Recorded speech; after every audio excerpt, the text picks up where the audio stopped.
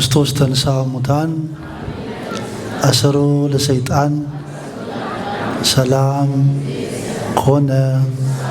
ብፁዕ አባታችን አቡነ ድሜጥሮስ የሊባኖስ የተባበሩት አረብ ኤሚሬትስና የመካከለኛው ምስራቅ ሀገረ ስብከት ሊቀ ጳጳስ፣ የቅዱስ ሲኖዶስ አባል፣ የሁላችንም መንፈሳዊ አባት ክቡር ቆሞስ ዶክተር አባ በአማን የሀገረ ስብከታችን ምክትል ስራ አስኪያጅና የዚሁ ምስካየ ኅዙናን መድኃኔዓለም ወአቡነ ተክለ ሃይማኖት ገዳም አስተዳዳሪ ክቡር ቆሞስ መላከ ምሕረት አባ ኃይለ ጊዮርጊስ የርዕሰ አድባራት ሰዓሊተ ምሕረት ቅድስተ ማርያም ሚሽን አስተዳዳሪ፣ ቀሲስ ሄኖክ የፉጀራ ሐመረ ብርሃን ኪዳነ ምሕረት ወአቡነ አረጋዊ ቤተክርስቲያን አስተዳዳሪ፣ ክቡር መላከ ስብሐት ቀሲስ ናሁሰናይ የዱባይ ጀበላሊ መካነ ስብሐት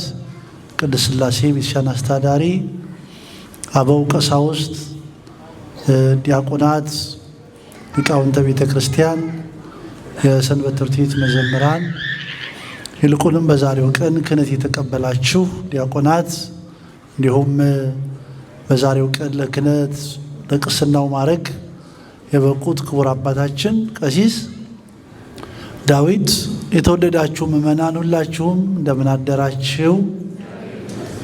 እንኳን ጌታችን አምላካችን ፈጣሪያችን መድኃኒታችን ኢየሱስ ክርስቶስ ካረኩ በኋላ በ10ኛው ቀን ወይንም ደግሞ ከተነሳው በኋላ በ50ኛው ቀን የምልክላችሁን ከአብ የሚወጣውን እኔ በፈቃዴ ከባህሪ አባቴና ከባህሪ ሕይወቴ ጋር የምልክላችሁን መንፈስ ቅዱስን ትቀበላላችሁ ያለው ቃል ለተፈጸመባት ቤተ ክርስቲያን ልደቷ ለሆነበት ቅዱሳን ሐዋርያት ቆራጦች ሆነው ወደ ዓለም ለአገልግሎት ለመሄድ መንፈሳዊ ኃይል ለተሞሉባት ለበዓለ ጰራቅሊጦስ ለመንፈስ ቅዱስ በዓል በሰላም በጤና አደረሰን አደረሳችሁ። እንግዲህ ከሌሊቱ ጀምሮ ሰፊ አገልግሎት ሲፈጸም ቆይቷል። ዛሬ በጊዜ ነው መሄድ ያለብን።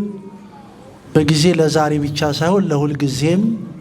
ምክንያቱም ከቅዳሴ በኋላ ብዙ ጉዳዮች ሊኖራችሁ ስለሚገባ ሙቀት ደግሞ ሲገባ የበለጠ ምእመናን እንዳይጎዱ ተብሎ አገልግሎቱን በጊዜ ለመፈጸም እየተተጋ ነው። አጠር ያለ በሀገረ ስብከታችን ውስጥ ከዚህ ከክህነቱ ሲመት ጋር በተገናኘ አጭር የሆነ ሪፖርት አቀርብላችኋለሁ። እንግዲህ እንደምታውቁት በሀገረ ስብከታችን ውስጥ በአሁኑ ሰዓት ወደ 20 አብያተ ክርስቲያናት አሉ። ከ20 አብያተ ክርስቲያናት መካከል 7ቱ የሚገኙት በተባበሩት አረብ ኤሚሬትስ ነው። እግዚአብሔር አምላክ በዚህ ክብር ስላከበረን ክብርና ምስጋና ይግባው። እነዚህን አብያተ ክርስቲያናት ለማገልገል ምእመናንን ለማገልገል በየጊዜው ዲያቆናት፣ ቀሳውስት ይሾማሉ። የዚህ ሹመት ቀን ደግሞ የተመረጠው በዚህ በበዓለ 50 በጰራቅሊጦስ ቀን ነው። ስለዚህ ዛሬም የእግዚአብሔር ልጆች ከኢማራት አድባራት ከተለያዩ ቦታዎች መጥተው በዚህ ድቁና የተቀበሉትን አጠር አድርገን ሪፖርት አቀርብላችኋለሁ። የመጀመሪያው ከገዳማችን ከዚሁ ከምስካየ ኅዙናን መድኃኔዓለም ከመንበረ ጵጵስናችን ከገዳሙ 4 ዲያቆናት በዛሬው ቀን አግኝተናል። እግዚአብሔርን አመስግኑ የእግዚአብሔር ልጆች። ሁላችሁንም እንዳጠቃላይ የቤተ ክርስቲያን ልጆችን በመላው ዓለም በኢማራት በተለይም በዚህ በገዳሙ ከክቡር መርሲ አዘን ጀምሮ ያላችሁ ቀሳውስት፣ ዲያቆናት፣ ምእመናን የድካማችሁ የአገልግሎታችሁ ፍሬ ለዚህ ስለበቃ እግዚአብሔር አምላክ ምስጋና ይግባው። ሌላው ሁለተኛ የዲቁና ክህነት የተቀበሉት ከርዕሰ አድባራት ከሰዓሊተ ምሕረት ነው። እንደምታውቁት በኢማራት ታሪክ ቀደምት አብያተ ክርስቲያናት እነዚህ ሁለት ናቸው። ኦልሞስት ወደ 30 ዓመት እየያዙ ወይንም ከዛም እያለፉ ነው የሚገኙት። ርዕሰ አድባራት ሰዓሊተ ምሕረት በዛሬው ቀን የእግዚአብሔር ልጆች 5 ዲያቆናት በክቡር መልአከ ሰላም አባ ኃይለ ጊዮርጊስ በቀሳውስቱ በዲያቆናቱ በአጥቢያው ምዕመናን አገልግሎት ለቤተ ክርስቲያን የዲቁና ሲመት ታይተው በብፁዕ አባታችን በዛሬው ቀን ዲቁና ተቀብለዋል። እግዚአብሔርን አመስግኑ፣ እግዚአብሔርን አመስግኑ። ሶስተኛ ከራስ አልኬማ ነው። የራስ አልኬማን ለየት የሚያደርገው ዛሬ በዛሬው ቀን በተደረገው ሲመት ለቅስና ያቀረበ ከሰባቱ ማጥቢያ የራስ አልኬማ ደብረ ይድራስ ቅዱስ ጊዮርጊስ ወአቡነ ገብረ መንፈስ ቅዱስ ቤተ ክርስቲያን ነው። ከዚህ በመነሳት የደብሩን የትርጓሜ የአብነት መምህር ያቋቋም መምህር ዳዊት በዛሬው ቀን የቅስና ማዕረግ ተቀብለዋል። አምላክ ቅዱሳን የተመሰገነ ይሁን። እንግዲህ በኋላ በብፁዕ አባታችን እጅ ሰርተፊኬት ሲቀበሉ ሁላችሁ ታያቸዋላችሁ። ከሳቸው ጋር አብረው የመጡ 5 ዲያቆናት በዛሬው ቀን የራስ አልኬማ ደብረ ይድራስ ቤተክርስቲያን ለአገልግሎት አግኝቷል። ክብርና ምስጋና ለእግዚአብሔር ይሁን። አራተኛ የዱባይ ደብረመዊ ቅዱስ ሚካኤል ወቅድስት አርሴማ ቤተክርስቲያን ነው። በዛሬው ቀን በዛ ባሉ ቀሳውስት፣ ዲያቆናት፣ መምህራን አጠቃላይ አገልግሎቱን በእውቀትም በገንዘብም በጸሎትም እግዚአብሔር በሰጣቸው ጸጋ በሚያግዙ ሁሉ የጋራ መንፈሳዊ አገልግሎት 12 የሚሆኑ ዲያቆናት ከዱባይ ደብረመዊ ቅዱስ ሚካኤል ወቅድስት አርሴማ ቤተክርስቲያን በዛሬው ቀን ዲቁና ተቀብለው ዲያቆናት ሆነዋል። አመስግኑ እግዚአብሔርን። እንግዲህ እነዚህን ልጆች ስታዋቸው በእድሜ በጣም ትንሹ የ7 ዓመት ልጅ አለ። በእድሜ በጣም ትልቁ ደግሞ ቀሲስ ዳዊት ናቸው። ቤተ ክርስቲያን የሲመት ትምህርቷ ቀሳውስት ለቅስና 30 ዓመት ሲሞላቸው ለዲቁና ደግሞ የሚመረጡ 25 ዓመት ሲሞላቸው ለክህነት ይቅረቡ የሚል ስርዓት ትምህርት አላት። ነገር ግን ቤተ ክርስቲያን ይሄንን ስርዓት ይዛ ከዚህ ዕድሜ ባለፈ ወደፊት ወደኋላ ወይንም ደግሞ በቀደመ ለልጆቿ ክህነት ትሰጣለች። ይህም ምክንያት አለው። አንደኛው ምክንያት በዚህ ዓለም ላይ ልጆች ሲኖሩ ዓለም መጀመሪያ ወስዳ መጀመሪያ ቀምታ መጀመሪያ ነጥቃ አቆሽሻ አርክሳ ሳታበላሻቸው በፊት በእግዚአብሔር እጅ ውስጥ በመቅደሱ እንዲያድጉ ለልጆቹ በልጅነታቸው ክህነት ተሰጥቶ ትዝታቸው እግዚአብሔር፣ መዝሙራቸው እግዚአብሔር፣ ደስታቸው እግዚአብሔር፣ ጉርምስናቸው መቅደሱ ቋንቋ ሆኖ እንዲያድጉ ቤተ ክርስቲያን ይህንን ታረጋለች። እግዚአብሔር ሕፃናቱን ያሳድግልን። ስለዚህ ሕፃናት ልጆች ያሏቸው እንደምታውቁት ዘመኑ ከዓለም ጋር መታገል ነው። አይደለም ልጆቹ ከቤት ወጥተው እቤት ውስጥ እያሉ እንኳን በለው ልዩ ልዩ ማህበራዊ ሚዲያ የልጆችን ሕይወት መስመር የማሳት ዘመቻ ነው ዓለም ላይ እየተሰራ ያለው። ስለዚህ የእግዚአብሔር ልጆች እንደ ኦርቶዶክሳዊ ምእመን ዛሬ ኦርቶዶክሳውያን ሆነን ለተበላሸ ማንነታችን ዋነኛው ምክንያት በሕፃናት ልጆቻችን ላይ ቆራጥ የሆነ ውሳኔ ወስነን በእግዚአብሔር እጅ ውስጥ እንዲያድጉ ካለማምጣት የመጣ ነው። እግዚአብሔር ይህን ልቦና ይቀይርልን። ምክንያቱም መጽሐፍ እንደሚል ሰው ለእግዚአብሔር የሚሳሳውን ነገር መጨረሻ ለራሱም ያጣዋል፣ ነፍሱን የሚያገኝ ያጣታል ተብሏልና ወላጆች በዚህ የእግዚአብሔር መቅደስ ፊት የምንነግራችሁ ልጆቻችሁን ወደ እግዚአብሔር አምጡ። ክርስቶስ እንዳለ ልጆች ሕፃናት ወደ እኔ ይመጡ ዘንድ ምን አትበሏቸው ነው ያለው። ምን አትበሏቸው? አትከልክል አባት፣ አትከልክይ እናት።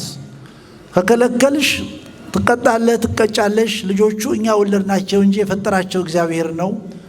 በሁለተኛ ደረጃ ደግሞ ነገ ዓለምን ሲቀላቀሉ የለቅሷችን ምክንያት ሳይሆን የበረከታችን፣ የደስታችን፣ የጽድቃችን ሁሉ መሰረት የሆነ ትምህርት የሚሰጡ ልጆች ያድርግልን። ለዚህ ሕፃናቱ በዚህ መልኩ ነው እንግዲህ እንደምታዩቸው ከ7 ዓመት ጀምሮ በደረሱበት የትምህርት ደረጃ ደርሰው እየተማሩ በቤተክርስቲያን አገልግሎት ውስጥ ያድጋሉ።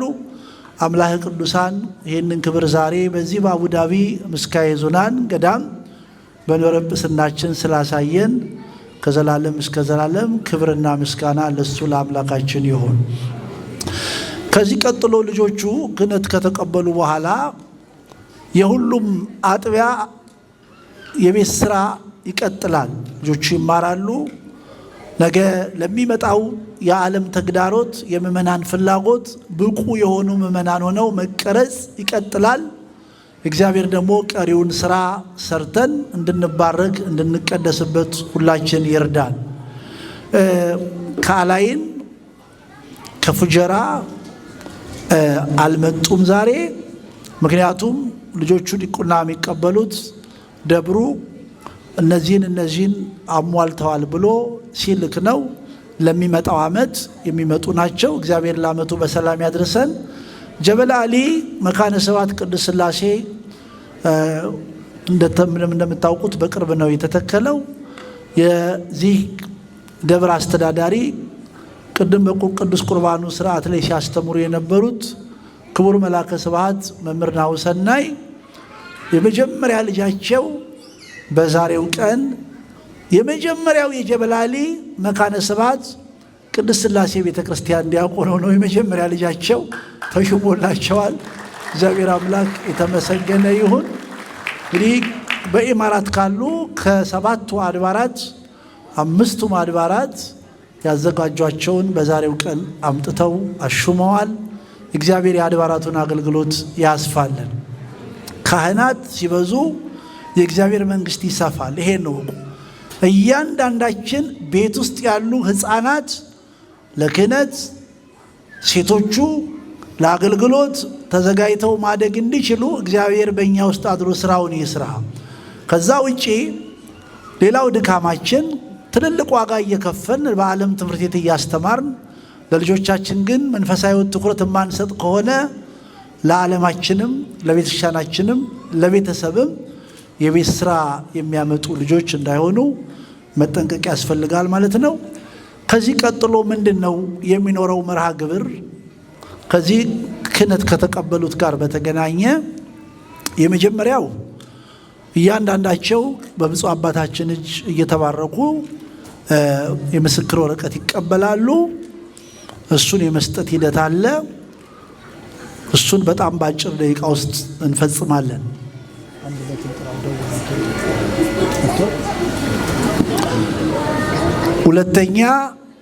ሁለተኛ እሱን ከጨረስን በኋላ የፎቶ ስነ ስርዓት ይኖራል። የፎቶ ስነ ስርዓት ዲያቆናት፣ ዲቁና የተቀበሉ የካህናት ቤተሰቦች መጀመሪያ የየራሳችሁን ልጅ ለየብቻ ከብፁዕ አባታችን ጋር ማስታወሻ ትነሳላችሁ። በመጨረሻ ደግሞ ዲያቆናት በጋራ ከብፁዕ አባታችን ጋር፣ መጨረሻ ደግሞ የዲያቆናት ወይንም የካህናቱ ቤተሰቦች በጋራ መነሳት ይሆናል። ከጸሎቱ በኋላ ብፁዕ አባታችን ቤት የመጨረሻ አገልግሎት ይኖረናል። የካህናት ቤተሰቦች በዛሬው ቀን ድቁና፣ ቅስና የተቀበሉ ወላጆች ከነሱ ጋር የመጣችሁ በቀጥታ ወደ ብፁዕ አባታችን መንበረ ጵጵስና መኖሪያ ይኬዳል። እንዲሁም ደግሞ ቀሳውስት፣ ዲያቆናት፣ የአድባራት አስተዳዳሪዎች ሁላችሁም የዓመቱ የካህናት ዓመታዊ የአንድነት ቀን እንደመሆኑ ከሰባቱም አጥቢያ የመጣችው አስተዳዳሪዎች፣ ቀሳውስት፣ ዲያቆናት፣ ሊቃውንት ወደ ብፁዕ አባታችን ቤት ጉዞ እናደርጋለን። በዛ ግን የፓርኪንግ ችግር ስላለ መኪኖቻችሁን ፓርክ የምታደርጉት በምንሰጣችሁ አድራሻ መሰረት መኖሪያ የብፁዕ አባታችን መኖሪያ አጠገብ ያለ ሞል ውስጥ ነው የሚሆነው። ይህንን በማድረግ በዛ ያለው መርሃ ግብር ደግሞ ቶሎ ጨርሰን ወደ ሰባቱም የኢማራት ክፍሎች ጉዞ ይኖራል። ለዛ ነው በጠዋት የምናደርገው። የረዳን አምላክ ቅዱሳን ስሙ የተመሰገነ ይሁን። እስቲ እግዚአብሔርን አመስግኑ ሁላቸው። እንግዲህ ኢማራት ውስጥ ቤተ ክርስቲያን ስትመጣ ብፁዕ አባታችን ምናልባትም እነ ቃላብ ቁጥራቸው 1 እና 2 የሆኑ ዛሬ በስተን እግዚአብሔር ይመስገንና ከ300 በላይ አገልጋዮች በመላው ኢማራት እግዚአብሔር ሰጥቶናል። ክብርና ምስጋና ለሱ ይሁን። በየዓመቱ እየጨመረ እግዚአብሔር በየዓመቱ እየጨመረ እየሰጠን ነው። ከዚህ በመቀጠል እንግዲህ ቅድም ወዳልኳችሁ የሰርቲፊኬት መርሃ ግብር ነው የምንሄደው። እግዚአብሔር የዚህን ገዳም አገልግሎት ያስፋልን። ይሄ እንግዲህ ሀብታችን ነው። ቅድም ክቡር መርሲያዘን ሲናገሩ ሰምታችኋል። አጥሩ አልቋል። ዲሲዲ ከፈቀደልን ለመጀመሪያ ጊዜ በኢትዮጵያ ሙሉ ስነ ስርዓት የመስቀልን በዓል በዚህ ግቢ ለማክበር ያብቃል። ሙሉ የመስቀል ስነ ስርዓት ሁሉም መዘምራን የደብራቸውን ወክለው ተሰልፈው እየመጡ ትርኢት እያሳዩ አንድ ግቢያችን ስለሆነ፣ ሁለተኛ የጥምቀት ስነ ስርዓት ጥምቀት እንደ ጥንቱ ጠዋት ተሰብስቦ ሳይሆን ማታ ታቦቶቻችን ይዘን ከተራ እዚህ ግቢ ውስጥ 7 ድንኳን ተተክሎ 7ቱም ታቦታት በየድንኳናቸው አርፈው ከማታ ጀምሮ ማሌቱ ተቁሞ ጥምቀትን እዚህ ድንኳኖች ተጥለው ደስ ብሎ ረጅም ሰዓት ለማገልገል ያብቃል። እንግዲህ የምናፍቀው ቀን ይሄ ነበረ። ቀጥሎ ዲሲዲ ብቻ በዚህ ይሄንን በዓል አክብሩ ብሎ መፍቀር ነው የሚጠበቅበት። ይሄንን ደግሞ ሀገረ ስብከቱና ሰበካ ጉባኤዎች ጊዜው ሳይረፍድ አሁኑኑ ረጅም ጊዜ ስለሚፈልግ መስከረም እየቀረበ ስለሆነ ካሁኑ መርሃ ግብር ለማስያዝ በጋራ እንጣርላለው። በተረፈ ክቡር መርሲያዘን በጣም እድለኛዋ ኖት። እግዚአብሔር በአገልግሎት አሁንም ኃይል ሆኖት እንደመጡ አጥሩ አልቋል።